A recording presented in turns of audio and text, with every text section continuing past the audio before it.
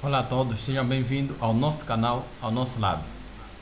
Vamos então dar continuidade daquilo que são as nossas aulas sobre eletrônica digital. Eu sei que já tem uma playlist sobre eletrônica digital, mas do qual nós não temos as aulas gravadas em uma sequência. Então vamos começar nessa primeira fase, começarmos a aprender o que é eletrônica digital, de realçar que a eletrônica digital foi um dos primeiros cursos que eu fiz com o meu professor Fernando Silva, do qual tenho muito respeito e muito apreço, e é uma das pessoas que me fez gostar da eletrônica em si na prática, tá?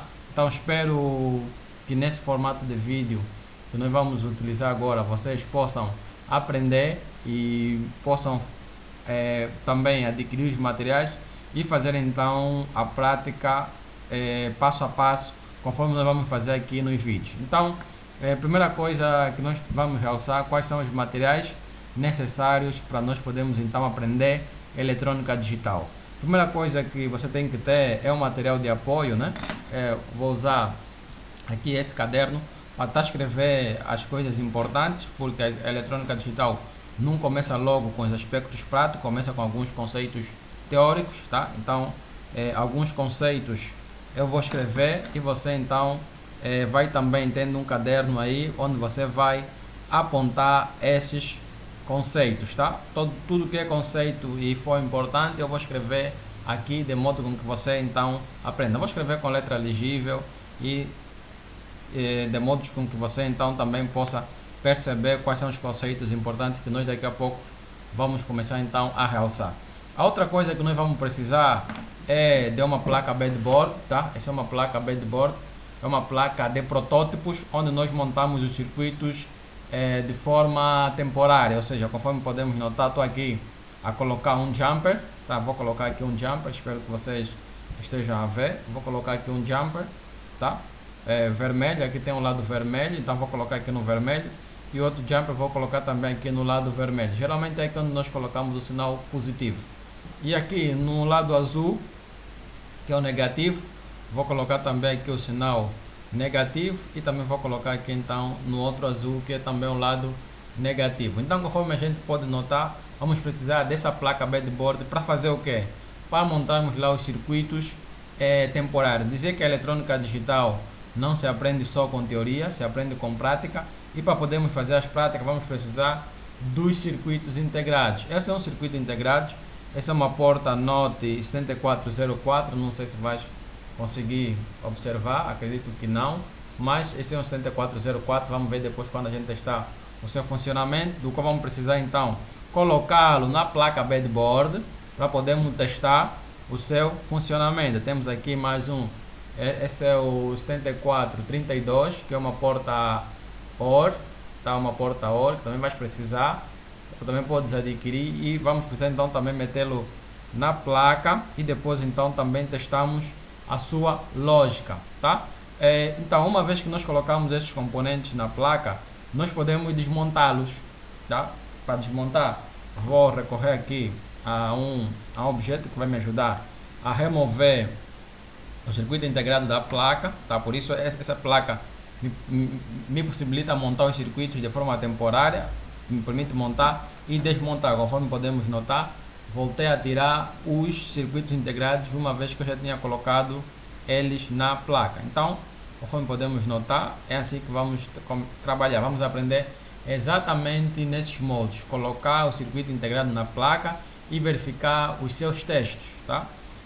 A placa bedboard, conforme podem notar, ela internamente são constituídas por essas barras, tá?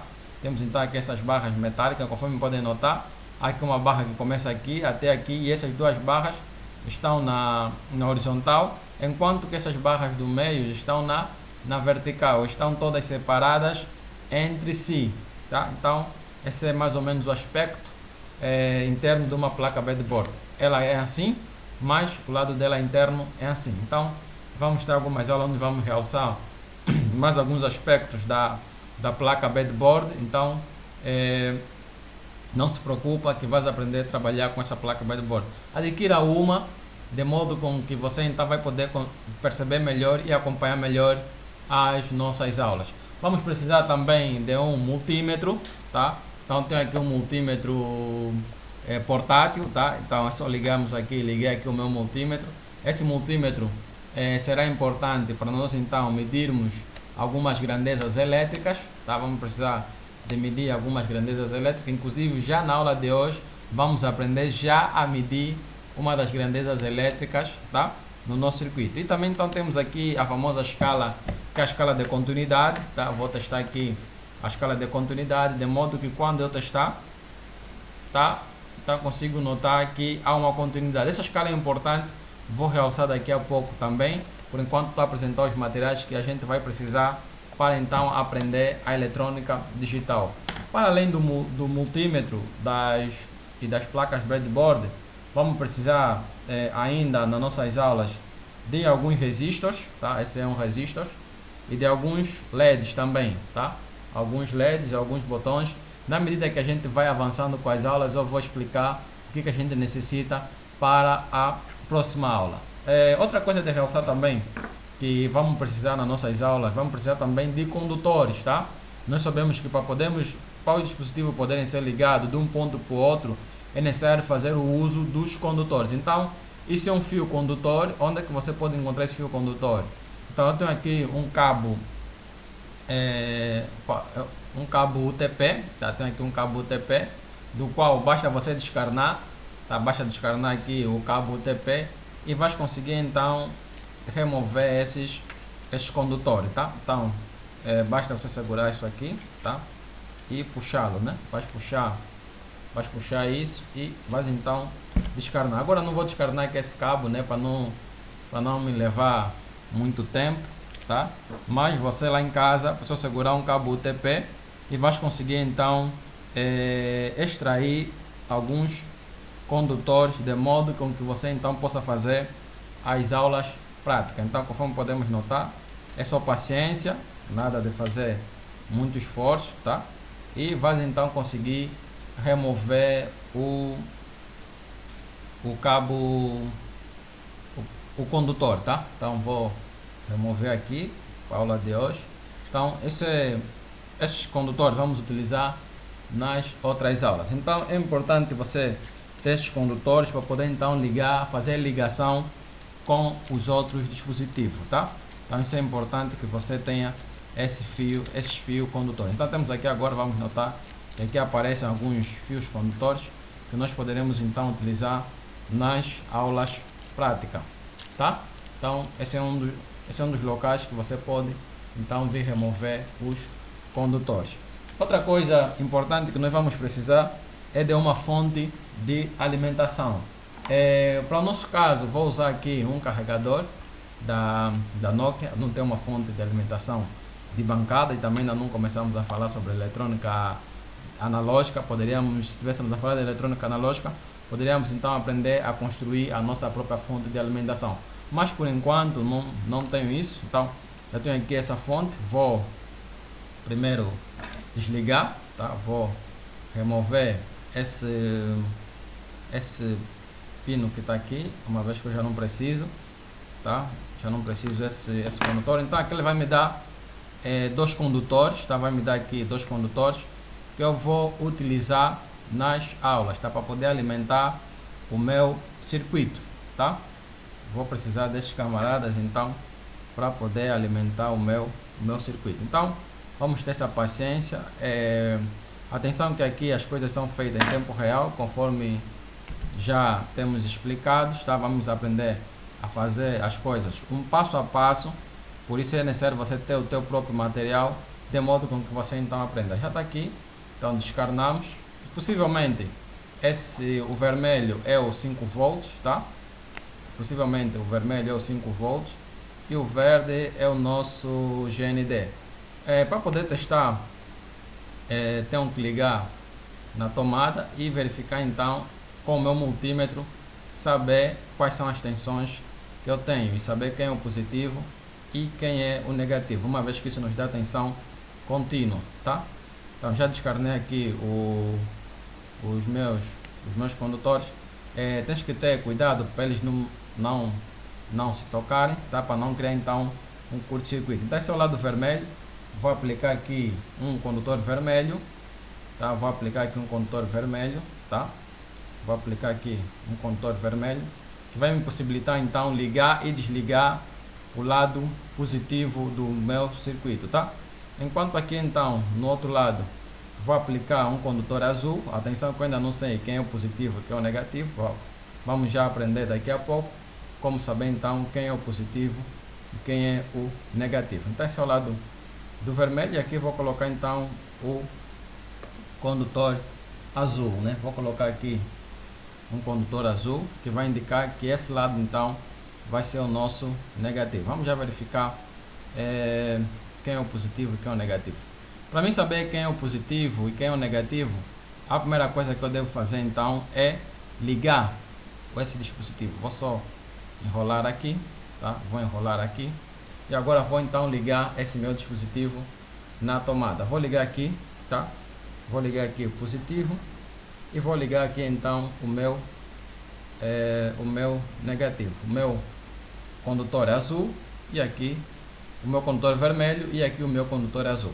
Agora vou ligar na tomada, tá? Vou ligar aqui na tomada, espero não criar nenhum transtorno.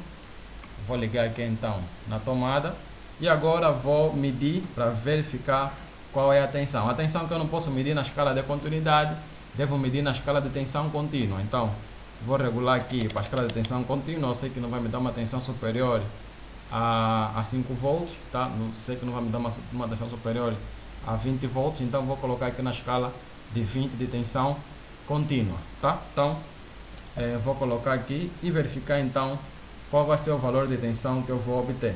Então ponta de prova vermelha no vermelho e a ponta de prova preta no azul. Então vou anotar, não obtenho nenhum valor. Pode ser que a fonte não esteja em bom estado, tá? Pode ser que essa fonte não esteja em bom estado, mas pronto, mesmo assim isso então não nos impede de podermos testar. Agora que encostei melhor, deixa eu verificar novamente. Consigo medir, então não está me dando os valores desejados. Pode ser que essa fonte não esteja em bom estado, né?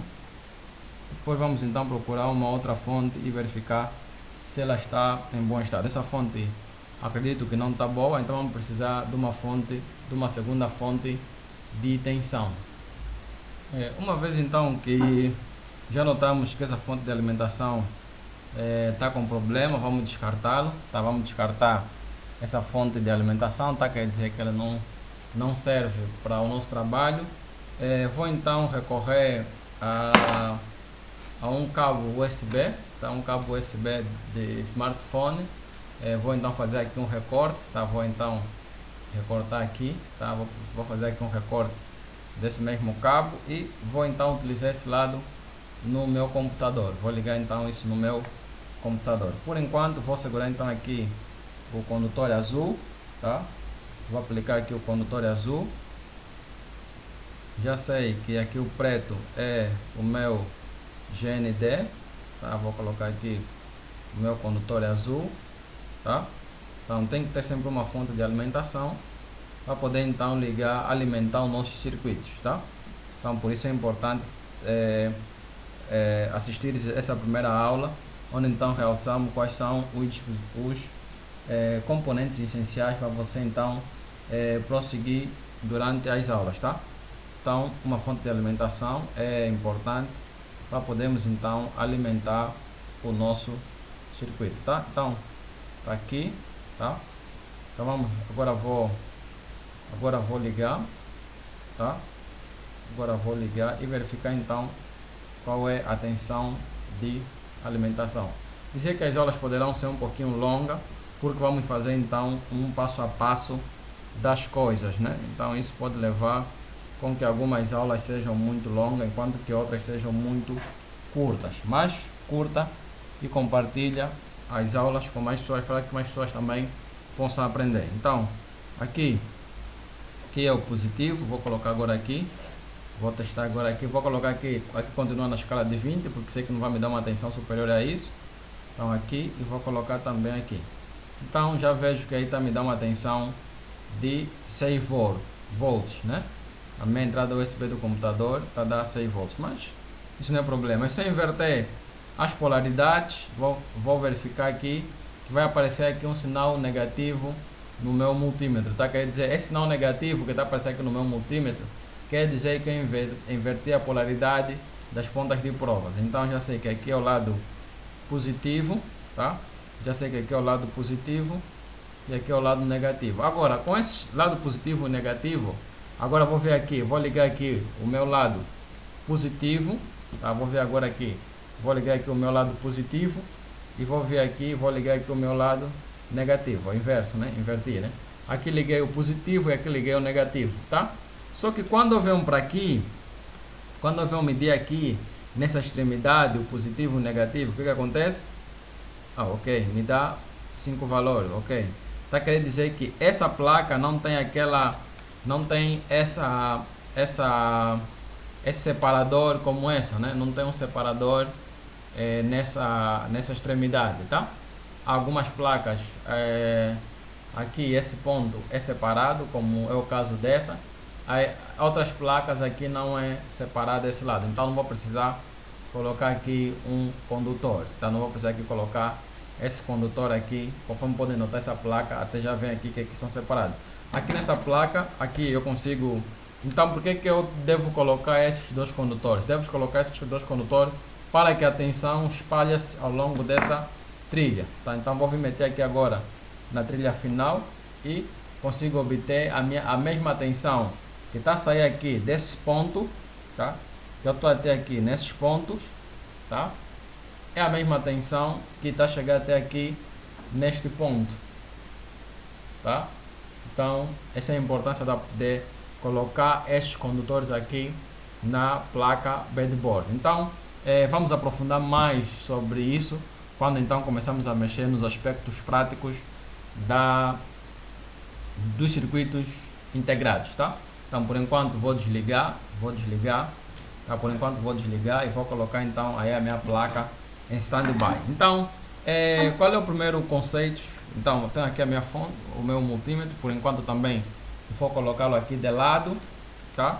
Já vimos os circuitos integrados, já vimos que vamos precisar de condutores, tá? Tenho aqui condutores que vamos utilizar nas aulas, é importante nós termos esses condutores.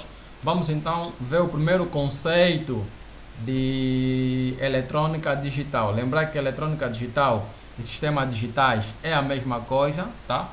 Alguns falam eletrônica digital e outros falam sistemas digitais. Eu gostaria também de apresentar o meu caderno lá das antigas. Esse é um dos meus primeiros cadernos, do qual eu estudei eletrônica digital, né? Quando eu aprendi eletrônica digital, e uma das primeiras aulas que nós tivemos foi exatamente sobre isso, né? Diferença entre sinais analógicos e sinais digitais. Então esse é um dos conceitos que nós vamos ver hoje. Qual é a diferença entre um sinal analógico e qual é a diferença de um sinal digital? Então para isso vamos então desenhar aqui um sinal analógico. Um sinal analógico, essa é a sua forma de onda, né? Nós temos aqui a sua forma de onda, tá? É um sinal que varia no domínio do tempo, né? Temos então aqui o tempo, tá? Mas só que ele vai ter uma variação de amplitude e do tempo de forma vai tomando valores infinitos, né? Vai tomar valores infinitos, conforme podemos notar aqui na nossa forma de onda, né? Então vamos ter aqui valores infinitos aqui nesse nosso circuito, né? Então estamos a notar aqui que um sinal analógico pode obter vários valores, né? Várias formas de onda. Nós podemos dizer que aqui é 0, aqui podemos dizer se aqui é 1, aqui é 2, aqui é 3, aqui podemos dizer aqui é 5, aqui é 6, aqui é menos 1, menos 2, menos 3. Então o sinal analógico tem muitas variações ao longo do tempo, tá? Ao longo do tempo. Enquanto que o sinal digital, vou colocar aqui então um sinal digital, tá? Vou colocar aqui um sinal digital. Ele tem apenas duas anuâncias, ou é 0 ou é 1. tá? Ou é 0 ou é 1, tá? Ele tem apenas essas duas variações, não importa, tá? Não importa, eu tenho aqui simplesmente 0, 1, tem apenas aqui 0 e 1. Conforme podemos notar, essa é a grande diferença em trabalhar com sinais digitais, tá? E trabalhar com sinais analógicos, né? Essa é uma das grandes diferenças. Então temos aqui sinal analógico, tá? Analógico, e temos aqui o sinal digital, tá? Então podemos notar característica do sinal analógico: toma vários valores no domínio do tempo. Característica do sinal digital: toma apenas 2 valores no domínio do tempo. Então isso é muito importante, isso simplifica muita coisa. Tá querendo dizer que se eu tiver um sinal que tem várias variações, tá? Eu posso simplesmente colocar esse sinal para trabalhar como 0 e 1, tá? Se eu tivesse a considerar um sinal analógico, vou só dar aqui um exemplo. Se eu tiver a considerar um sinal analógico, eu teria aqui mais ou menos numa escala de tensão, né? Vou dar aqui um sinal de tensão, né? Eu vou ter aqui um valor, né? Vou só colocar aqui 0 e 5 volts, né? Que é o da nossa fonte de alimentação, né? Se eu tivesse aqui um circuito variável, eu teria aqui todas essas nuances. Aqui eu teria 0, aqui eu teria menos 5, aqui eu teria 5, né? E aqui teria então os outros valores, né? Ao longo do tempo, né? Teria aqui esses valores ao longo do tempo. Teria aqui os outros valores, né? Aqui poderia ter 2, vou considerar aqui 2, aqui vou considerar 1, né? Menos 1, menos 2. Aqui a mesma coisa, né? Aqui eu vou considerar então o 1, aqui eu vou considerar o 2, né? O 2,5. No sinal digital é a mesma coisa, esse é um sinal analógico, tá? Analógico, tá? Com essas todas as nuances. Eu tenho o mesmo sinal, que é, aqui vou meter volts, né? Volts, aqui tempo. Tá aqui a mesma coisa no domínio do tempo, olha, 0, 1. Olha, só tenho aqui essas nuances. Eu tenho aqui 5 volts e aqui eu tenho 0, tá? Olha só. Aqui tem 1, tem os outros sinais, mas tudo isso não me interessa. Só me interessa os dois estados que o meu sinal vai me apresentar. Ou ele está a nível lógico alto, ou ele está a nível lógico baixo, tá? Só tenho esses dois valores a considerar. Esse é o sinal digital. Então essa é mais ou menos a diferença de um sinal analógico e de um sinal digital. Enquanto eu vou considerar aqui, vai haver várias variações, vou considerar os valores que estão a variar. Aqui eu posso começar a considerar a partir do 2,5 é tudo sinal, é tudo nível lógico alto, e a partir do 2, ou abaixo de 2,5 é tudo 0 volts. Então, por isso é que em alguns casos o sinal digital começa a partir de 3,3 volts, né? Hoje é muito falado alguns circuitos digitais, né? Nem sempre é de 0 a 5, alguns vai mesmo já 3,3 volts. 3,3 volts já é considerado um sinal a nível lógico alto, enquanto que um sinal abaixo disso, né? Podemos dizer aqui, vou colocar um sinal de 0,5 volts, né? 0,5 volts já é um sinal que podemos considerar então um sinal nível lógico baixo, ou seja, ficou muito mais fácil trabalhar com sinais que outrora tomavam valores infinitos, e agora começamos então a ter valores finitos apenas com 0 e 1. Então, para a aula de hoje é tudo. Curta, compartilha.